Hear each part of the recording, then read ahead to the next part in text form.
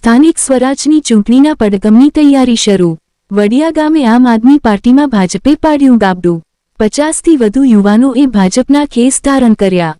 તાલુકા અને જિલ્લા પંચાયતોની સ્વરાજની ચૂંટણી ટૂંક સમયમાં જ યોજાવાની છે। સાંસદ રાજેશ ચુડાસમા, પ્રમુખ દિલીપસિંહ, જિલ્લા પંચાયત ચેરમેન દિલીપ સિસોદિયા, વિક્રમ લાખાણી, સરપંચ જીતુ સિસોદિયા સહિત નેતાઓની ઉપસ્થિતિમાં 50મી વધુ યુવાનોને ભાજપના કેસરી ખેસ પહેરાવી આવકારવામાં આવ્યા। વડિયા ગીરના યુવાનો ભાજપમાં જોડાતા રાજકારણ ગરમાયું।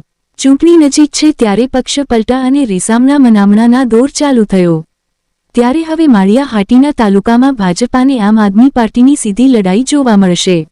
રિપોર્ટ પ્રતાપ સિસોદિયા। રણજીતભાઈ અને એમની ટીમ, એમના સાથી તમામ આમ આદમીના યુવાન મિત્રો આજે આમ આદમી છોડી અને ભારતીય જનતા પાર્ટીની અંદર ભાજપની વિચારધારા જોઈ અને ભારતીય જનતા પાર્ટીના વિકાસના કાર્યો જોઈ અને ભારતીય જનતા પાર્ટીની અંદર તમામ મિત્રો આજે માનનીય સાંસદ શ્રી રાજેશભાઈ ચુડાસમા, તાલુકા પંચાયતના પ્રમુખ શ્રી દિલીપભાઈ તથા તાલુકાના ભાજપના આગેવાનોના હાથે ખેસ પહેરી અને આજરોજ તમામ ભાજપની અંદર પ્રવેશ કરે છે।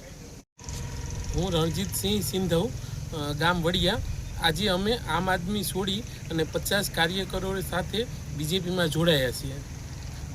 બીજેપીની સારી કામગીરી જોઈ અને તેનાથી પ્રભાવિત થઈને